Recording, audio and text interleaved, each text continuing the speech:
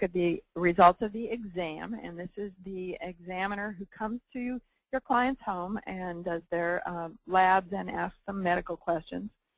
They're going to look at the labs to make sure that everything is normal.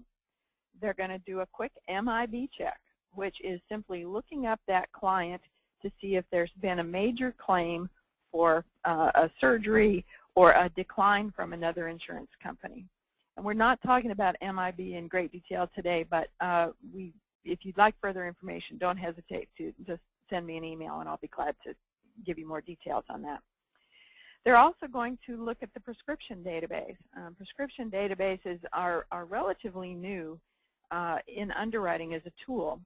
So they want to make sure that if a client has disclosed on their application that they had a bad cold and it turned into bronchitis and then they took some antibiotics, that matches with the application, matches with the prescription database. They then determine whether they're going to order medical records.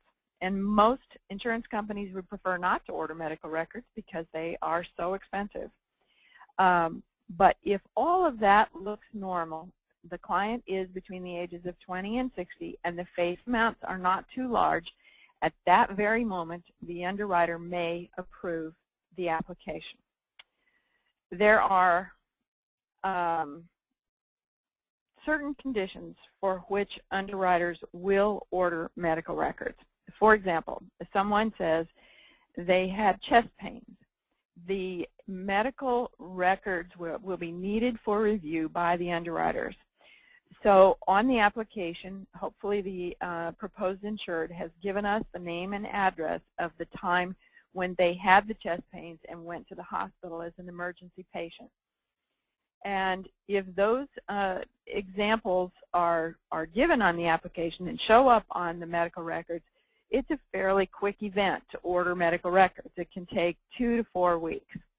What happens occasionally is that people forget or don't disclose that they have had some sort of medical treatment. And if that occurs, it takes much longer to go back to your applicant and to get the information we need in order to order medical records. It can greatly extend the underwriting time, and occasionally we find surprises in the records. We recently had a client not disclose that they had had some testing and some referrals for a rather serious lung condition. They didn't tell us about it. It was discovered during a review of the primary care physician records. When we went back to the client, she was not cooperative with us. We're still waiting to find the doctor who did those extra tests, and it's already slowed down her application. So it's going to take a lot longer, and we're hoping she's going to be patient. All right, another question is, why low-load insurance services? How do we compare with other agents? How do we compare with online quote engines? So this is a little bit of a chart that tells what's specific about us. Low load is, for example, a major sponsor of professional planning organizations.